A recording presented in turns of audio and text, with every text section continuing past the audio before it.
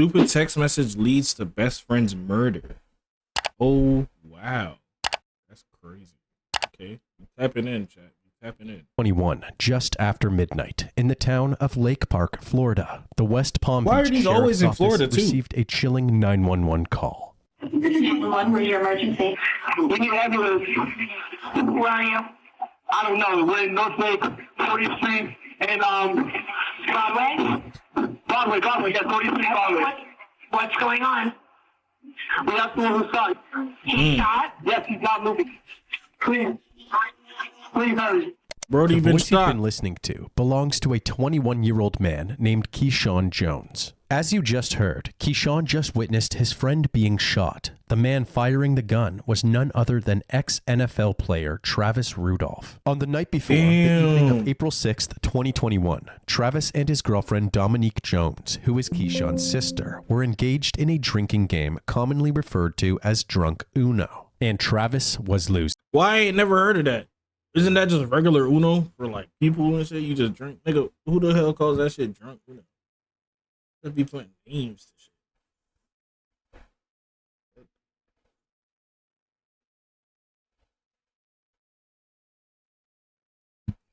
Things took a turn for the worse when Dominique peeped at Travis's cell phone and found text messages with another woman named Kyla. The exchange that she found can be summarized by quoting one of the messages. What's going on? What's going on? Your body welcome is in, welcome sexier in. than my girlfriend's. Dominique reacted to this She go out sad. She go out bad as fuck. That's crazy. conversation by throwing Travis's PlayStation to the ground, damaging his $72,000 black BMW, and punching him several times in the face. Open this door, bro, because this got me. Bow, bow, bow.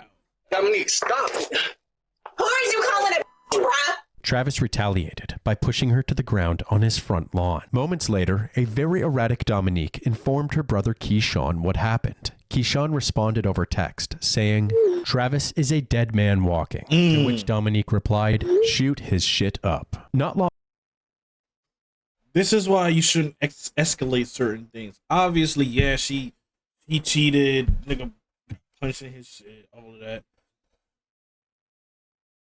Who shot who?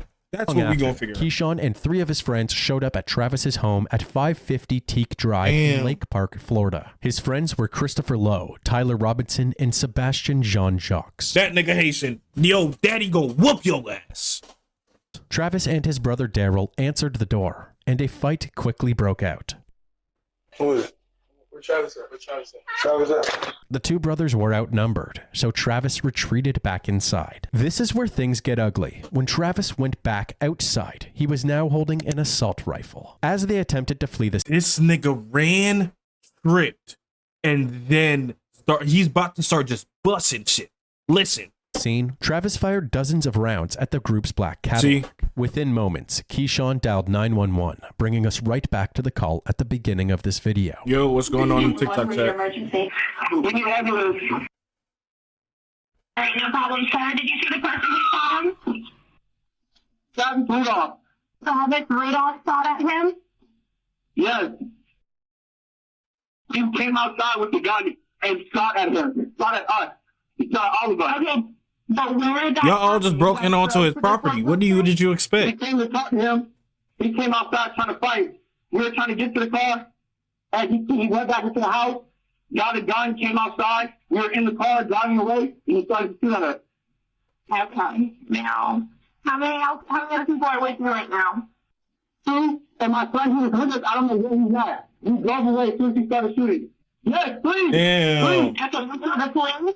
His bro left He's him. in the bathroom. Oh my God, I love you, bro. I love you. At the same time as this call, dispatch also received several No, calls I knew from it. It's the Haitian one. The Haitian one got shot. God damn it. Not enough Guzza in the ring. Backside. neighbors to report the gunfire.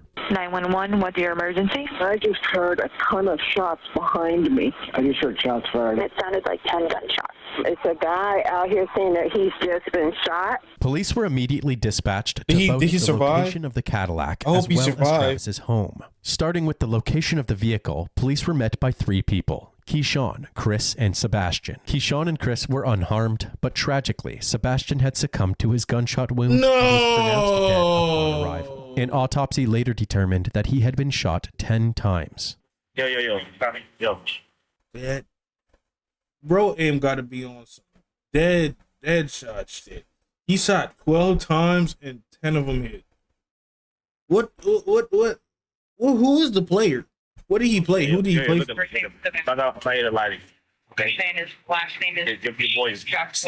Meanwhile, near the Rudolph residence, police found Tyler seriously injured by 3 gunshot wounds. He was transported to the hospital where he was kept in stable condition. Travis was arrested and taken into custody. He was held without bond at the Palm Beach County Jail. Although he insisted that Tyler and Sebastian had pulled their guns on them first and that he acted in self-defense, he was promptly charged with 1 count of first-degree murder and 3 counts of attempted first-degree murder using a firearm. Former Florida State University football player Travis Rudolph is now facing charges of first-degree murder and attempted murder. Palm Beach County deputies say the 25-year-old was identified as a suspect after 2 people were shot shortly after midnight in the Lake Park area.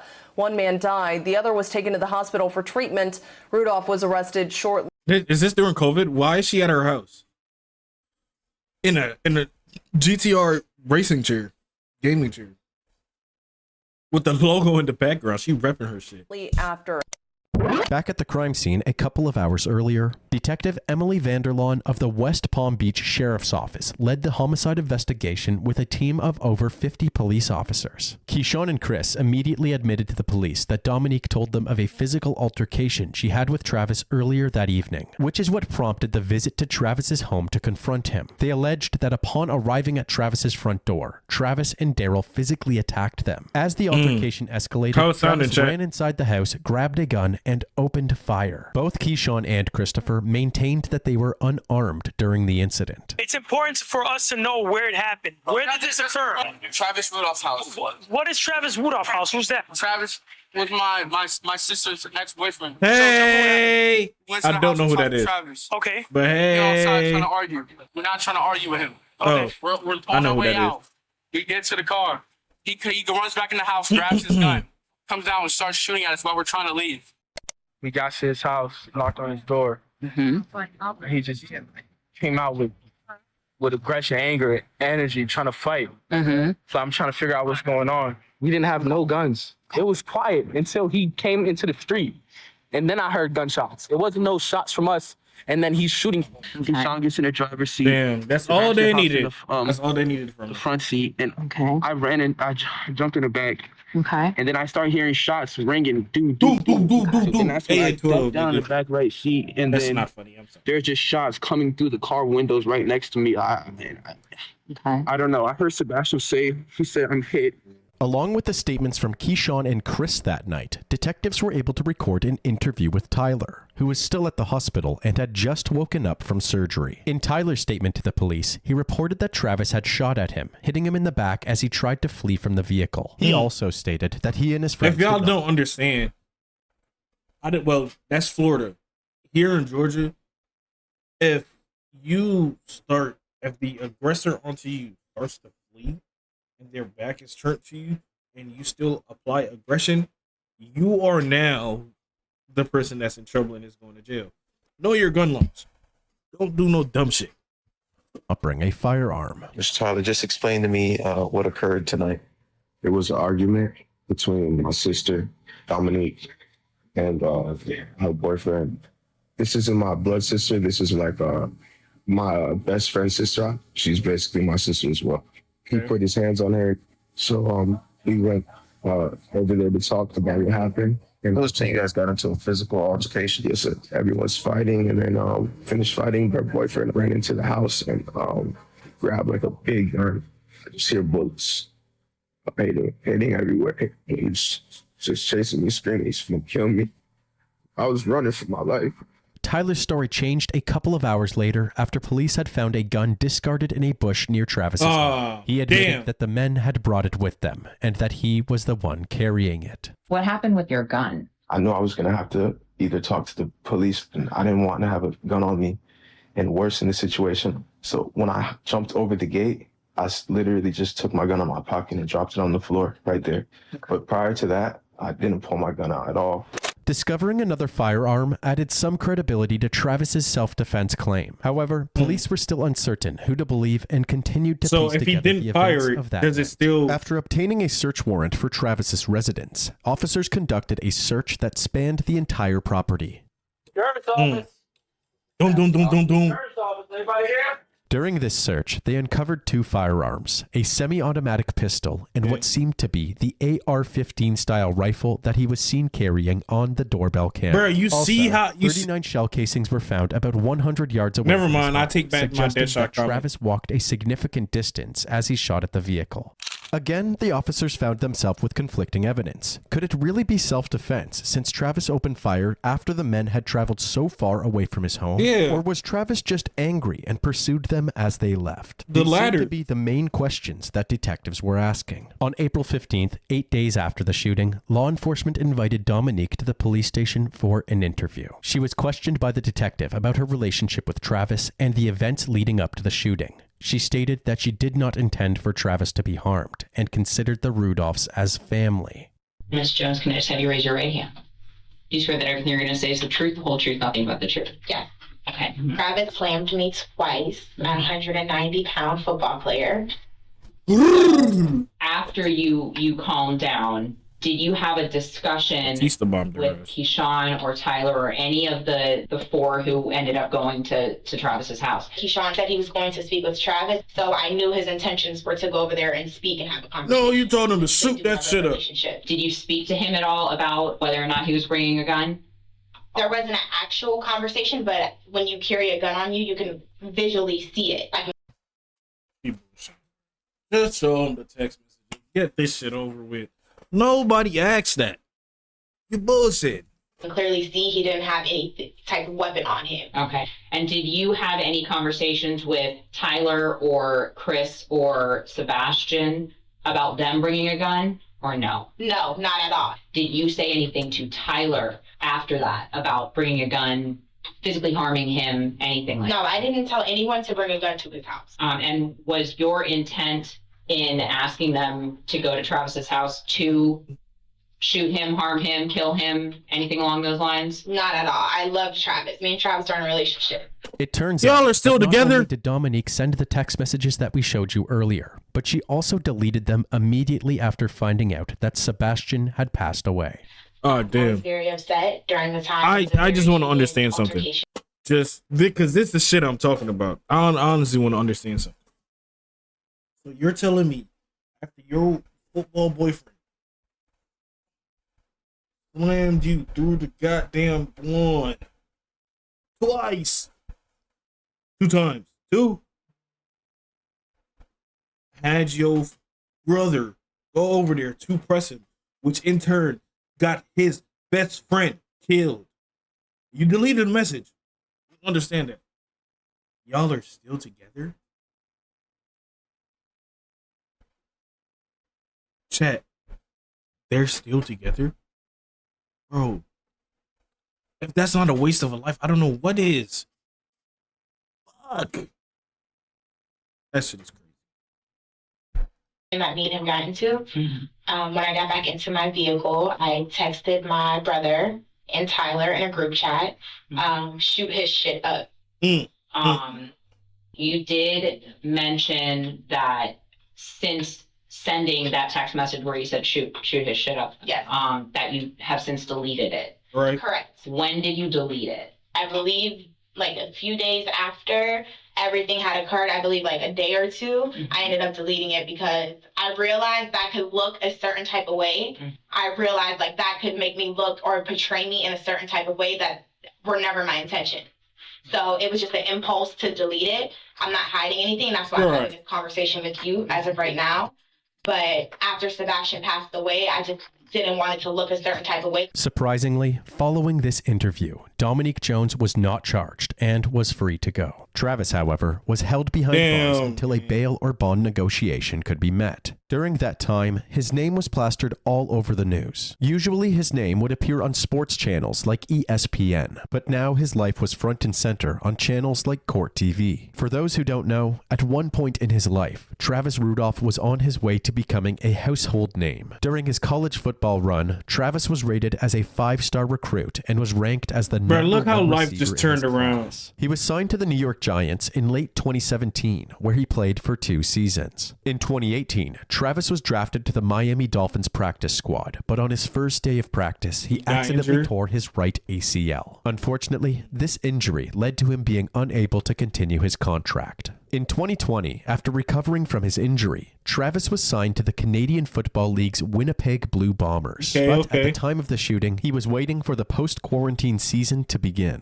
The shooting led to Travis being released by the Bombers before ever stepping foot on the field. But at this point, many wondered if there was even enough evidence to convict him in the court of public opinion. Bro, you know how Sure, bad there that was some gotta pretty be. damning video evidence, but the circumstances were definitely questionable. And to anybody that knew him well, this behavior was very out of the ordinary. Many of his friends and neighbors would go on to participate in news interviews just to support him and to express their disbelief I wonder if he regarding went to his jail. arrest. Take this woman, for example, who Travis lived next door to growing up. Her Let's hear name what she- is Irene, and she was in complete shock when she heard the news. Irene Malenga says she has known Travis since he was a boy in this Lake Park neighborhood. Every night he played right out there in that corner, practicing to fulfill his dream. Many here, though, say they believe Rudolph may have felt threatened and tried to protect his mother and brother in the house. I can tell you this young man is Yo, honorable what's going and on? caring and just a good young man, There's something wrong here. Something doesn't add up. Something is missing. I'm telling you, something is missing. On top of his neighbors supporting him, Travis seemed to make an impact on people everywhere he went. For instance, on December 14th, 2016, he and his FSU teammates made a memorable visit to Montford Middle School in Tallahassee, Florida. During their visit, he left a lasting impact on a young boy with autism, a moment that went viral on social media. We were sitting by himself. I had got some pizza. And I asked him, can I sit down with him? He said, sure, why not? And we went from there, started a great conversation. Leah cheers on her son every Yo, day. there's a lot of She conflicting wrote evidence she had against this tears streaming down her face when her friend sent her this picture. Travis says he appreciates the opportunity to connect with the community. Those kids, they really do look up to him. Off topic. You got that But Vegeta. I remember being in that position just not too long I just ago. had to say, I it feel looked, like it's very noticeable. One person can make a difference, and maybe I'm that difference. My shit The noticeable, positive chat. moments in Travis's life. Is my shit noticeable, chat? But my shit receding on some shit? Or like, am I cooked? No? Appreciate that. I appreciate the confidence. Became frozen in time on April 7th, 2021, as a darker side was now becoming public. The main question now was whether or not Travis was a cold-blooded killer. The Rudolph family declined to provide any statements about the events of that evening. However, Travis's mother did say that her sons acted in self-defense. On March 8th, 2022, Travis's defense team filed a motion to request the dismissal of the case based on Florida's Stand Your Ground law, which allows the use of deadly force in self-defense. Travis Rudolph is claiming the stand your ground defense. He testified today that he did what he had to do that night to protect his life and the life of his mother and brother when several men came to their home and attacked them. Rudolph says the men came to his door around 12 midnight. Rudolph says one of them punched him. Then a brawl began and the men were kicking and punching both him and his brother, telling them, "You're going to die tonight." Rudolph says two of the attackers had guns, so Rudolph testified that he grabbed an AR-15 pistol that he keeps in his bedroom for personal protection. He says he went outside and fired 39 shots.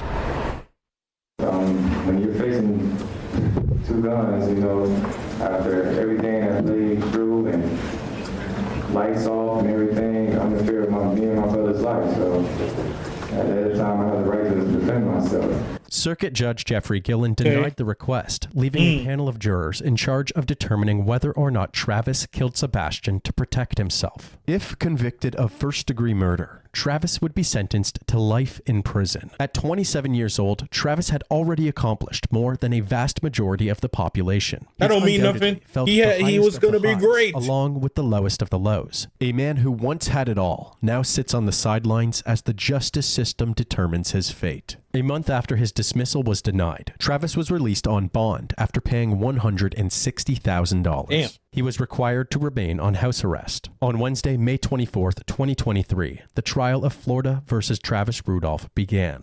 In the prosecution's opening statement, they explained to the jury that Travis had unnecessarily pursued his adversaries after they had already fled from his house, meaning that it was no longer self-defense. That's literally the only thing. In the French Revolution once said that murder begins when self-defense ends. Now that was a simple sentence said many, many years ago, but that simple sentence perfectly encapsulates. I didn't know people actually wore comb overs. Like his shit is like dead ass obvious. That shit swoop. I didn't know people wore comb overs.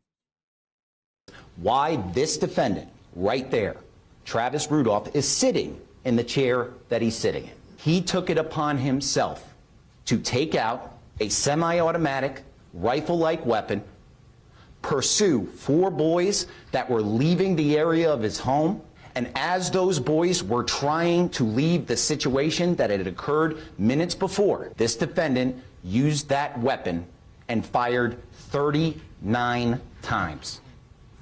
39 times This is the one good into facts the to mention. car that they were in that was trying to leave. The facts and the evidence are going to be clear by the time you get back into that room that he was not on defense. He was on offense. He was not under attack. He was on the attack, and that's exactly why he's in that chair.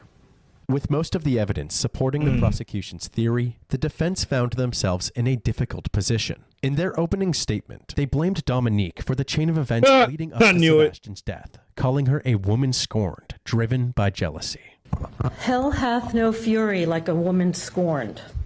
The evidence is going to show that on April 6th of 2021, Dominique Jones, a woman scorned, set a series of events that ended in a tragedy and forced. I told you it was dead ass her fault. Her rage and jealousy set this entire thing in motion. That's what the evidence is going to show. Travis left his cell phone in his bedroom with Dominique, and he stepped outside. When he came back in, that's when all hell broke loose. Dominique went into his phone without his permission. She sneaked around, scrolled through his text messages, and saw that he had been talking with a woman named Kyla and some other women who were merely friends. But it set her off. She became infuriated, enraged. She lost her mind. She became unhinged.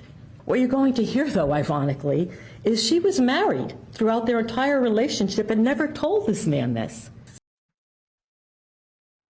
Woman wicked. Woman wicked. Yo, not only did she cause this over some bullshit, texting her brother, get mad at him. She got mad at him for cheating. I don't know what the actual thing is or whatever. But you're telling me she caused all that and she was married in the relationship with another man? If that don't prove woman is crosses, I don't know what does. Because that's insane. She's married, bro. Like, Sneaking behind her husband. Don't bumbuckle piss me off. Back. She could not control her anger, her jealousy, her rage. She lost her mind.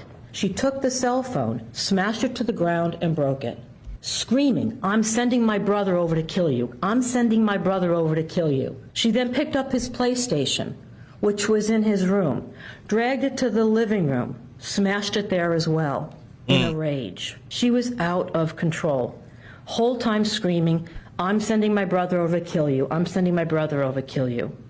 They conspired and planned to go to Travis's house at midnight, several hours after this alleged slamming to the ground, to retaliate They didn't catch that on camera? and to kill him, just as she ordered him to do.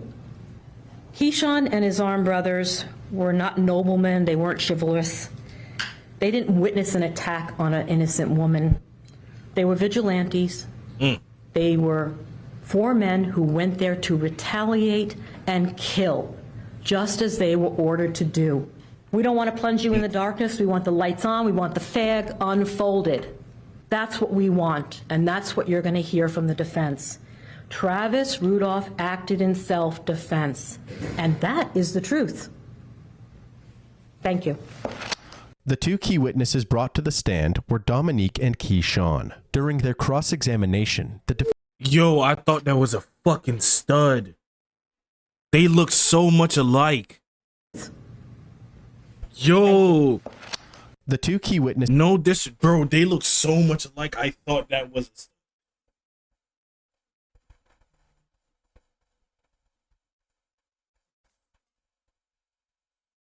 Witnesses brought to the stand were Dominique and Keyshawn. During their cross-examination, the defense focused on the series of messages that led up to the shooting. Both Dom and Keyshawn stated that the messages were a result of high-strung emotions and were... At 10:14 p.m., you write, "Travis is a dead man walking." Is that right? Yes. Why did you write that text message? That's pretty much just hyperbole. I just wanted to, honestly, just calm my sister down, make her feel better, you know, try to get her in a better headspace, but I didn't mean anything literal by that. You are telling the jury that you did it because you were trying to calm your sister down. Is that right? Yes, honestly, I feel like I wasn't threatening him directly, so it wasn't to the point where I'm telling him, when I see him, it's like this, but I was just saying that to my sister to calm her down. She then responds to you at 10:15. You wrote that at 10:14 p.m. She then responds to you at 10:15 to you and Tyler, "Please go shoot his shit up." What was that? Hyperbole as well, my sister. This one, teach a nigga one word, he run with it for the rest of his life. What that shit mean? What does hyperbole mean, chat? An exaggeration. Essentially, it's an exaggeration. It was a lot of emotion. English 101. She was really angry. It was a lot of emotion between all of us. Keyshawn explained that he, along with the others, went to Travis's home to speak with him, not to assault him. Keyshawn, who owns a gun, also highlighted that he did not bring his weapon that night, as he did not anticipate that the situation would become violent. The defense's goal was to discredit Dominique and Keyshawn. They argued that their actions contradicted their testimonies. For example, if Dominique thought her intentions were clear, then why did she delete her messages to Keyshawn? I'm admitting that I did delete the messages, and I'm confessing that I did turn my phone into the police enforcement. It wasn't for the jury not to see. You had a guilty conscience, did you not? I still have a guilty conscience to this day, and I will say that to the jury, to everybody in here. Of course I do. I was 23. I was young. I was dumb. I made a very, very bad decision when I said. How long ago was this? I mean, when did this trial start? Because you know that they were incriminating, right? No. I deleted those text messages because it actually happened, and I was confused. And what actually happened? He died. Travis. Somebody died. Shot at them. So I immediately thought in my head, they're gonna think this is I planned something. That's immediately what I thought in my head. As for Keyshawn, if he didn't wish to inflict harm, why did he bring his friends with him to confront Travis? Also, why did the group park their vehicle around the corner when there was adequate parking directly outside of his house? So why did you need three other men to go with you to have a chat? I didn't need them. But you brought them with you, right? Yes. Okay. You didn't say to them, "Whoa, never mind, guys. You know, I want to do this man to man. You guys all stay here. I've got this. I'm only going there to talk," right? Hell no. Exactly. No, I didn't say that. You have testified that you know where he lived. Yes. So there was nothing preventing you from pulling up into his driveway or parking alongside the house, right? Yes. So why on earth would you park your vehicle the first time several blocks away from his house when there was nothing preventing you from parking at his house? Honestly, if I'm being transparent, I didn't really want to give off any sort of aggression towards him. And again, this is not something I do often. So in this instance, you know that it looks wrong to do that. But at the time, it's like I don't go talk to people. I don't know that it's gonna look like this. In hindsight, after the fact, we don't get shot at. This doesn't happen. It doesn't look wrong. So in this instance, I didn't know at that point in time that it would even come to this. So. Why didn't you call the You police see, he doing a lot to of make jibber jabber. sure that this man was arrested for battery? Because I felt like the situation was personal, and I knew him personally, so I felt like I could talk to him. You could have gotten in that car and drove to his house and had a chat, right? Yes. You didn't do that. No. Right. Because Yes. you weren't there to talk. That's what you want this jury to believe, but that's not the truth. You were there to shoot him because No. that's what you were instructed I didn't bring no to do. gun.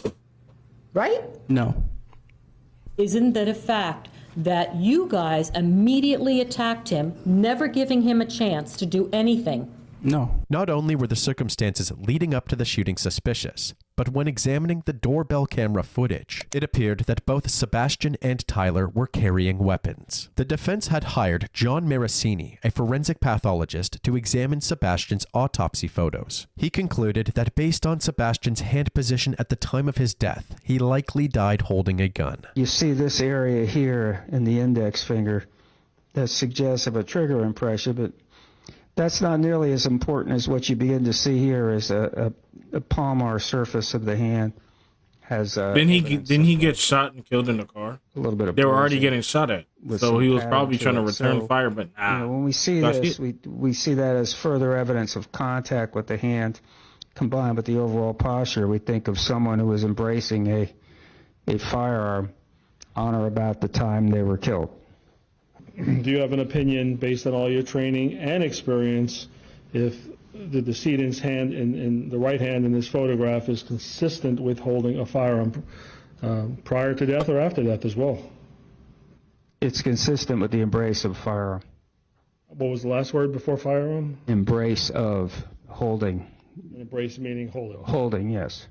To challenge Marasini's conclusion, the prosecution called Associate Medical Examiner Marlon Osborne to the stand. Marlon stated that it was impossible to determine what exactly Sebastian could have been holding. So, doctor, in terms of what you know, if anything, about the phrase death grip when it comes to your profession. I believe it means that it's the positioning of the hand as if it was holding something when the person died. Unless someone tells me that they felt a gun in his hand.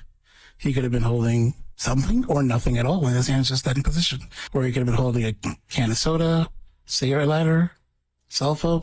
I have no idea. To further the prosecution's argument, they called on Tyler Robinson to testify. Tyler said that there's no way Sebastian could have been holding a gun because he didn't own one. But on cross-examination, the defense picked Tyler apart for his several inconsistent statements throughout the investigation. Always forget you have a gun in your pocket. I don't carry a gun often enough to forget or remember where it is. It's not that regularly that it's just in my pocket anymore. So Talking too much, gang. Come on. One sentence. Talk too much. That's how they get you. It's hard for me to answer that. You're trying to convince everyone what's in Sebastian's pocket is not a gun. It was his phone, and that's why you're taking back what you previously said. Isn't that true, sir? No, sir. You're trying to prove that what was in Sebastian's pocket was in fact a firearm when Sebastian doesn't even own a firearm, and I'm telling you it could have been his phone, his keys, his wallet, socks, and I'm telling you I don't know what the contents of Sebastian's pockets are. I don't perform cavity searches on my friends. Tyler continued to be argumentative on the stand, so very little progress was made by either side. However, it was the defense's theory that the mystery surrounding who was carrying a gun that night fell on lead detective Emily Vanderlaan. This is because a thorough inspection was not completed at the site where Keyshawn's Cadillac was found. Even after Tyler had changed his story and admitted that the firearm found near Travis's house did in fact belong to him. The investigation she conducted was so flawed that she hadn't even held a formal interview with Keyshawn regarding the text message he sent calling Travis a dead man walking. It was now the defense's turn to bring their witnesses to the stand. They started with Daryl, who stated that Travis acted in self-defense as they feared for their lives. His brother? What happens next? You know, they was physically assaulting Travis, and then, you know, What were they doing to him? Basically punching him. They're trying to kill him, basically. They were trying to kill him. So I try to, you know, jump in to try to get these guys off of my brother. Then now I'm being physically assaulted as well. Like, they didn't care. They came over It's to 4 kill. against 2. Did you ever see anybody with any firearms? Yes, sir. Where did that happen? That happened on the side of my house, on the grass area by the garage. So after the attack at the front door? Yes, sir. Tell us what happened there. So Jerry, I'm literally like on the ground being pounded and physically assaulted. I see this firearm grounded from Tyler Robinson. He points his gun at my head, saying, you know, like you gonna die today. You gonna die today. Following Daryl's testimony, it was finally time to hear from the man himself, Travis. Travis stuck to his initial story, stating that Tyler pulled a gun on him and his brother first. In a panic, he ran inside, grabbed his assault rifle, and defended himself. I heard this loud banging, like constant banging, as if someone was like really trying to get your attention. What happened next? I remember my brother was the first one. He like darted to the door, like without any hesitation. Like he just went to the door. Could you hear what anyone was saying before you went outside? The only thing I could hear them saying, like, "Where's Travis?" That's it? Yes, that's it. And was the girlfriend still in the house at this time? I walk outside and I was going to approach Keyshawn, and I was gonna say, I said, "What's up?" But before I even get the up part, the You guy started with the banging shirt off with the tattoos, he had sucker punched me in my left eye. And Know him at all? No, that was my first time ever seeing him. Yes. You never met him to your knowledge. No. How does he hit you? He hit me as if he was trying to knock me out. Very hard. Yes. Did you see the hit coming or the punch coming? No, he caught me off guard. They started like jumping me to, basically they're coming from my right. So Tyler hit me from my left, and they started jumping me from my right. Did you see any weapons at this point? Any guns? No, not at this point. How were they fighting with you? They was like trying to hurt us really bad, like trying to kill us. I took it as they was trying to kill us. They kicking us, punching us. I got choked one time, everything. Okay. And were they saying anything to you during this battle? Yes, they said, "We on demon time. Y'all gonna die today."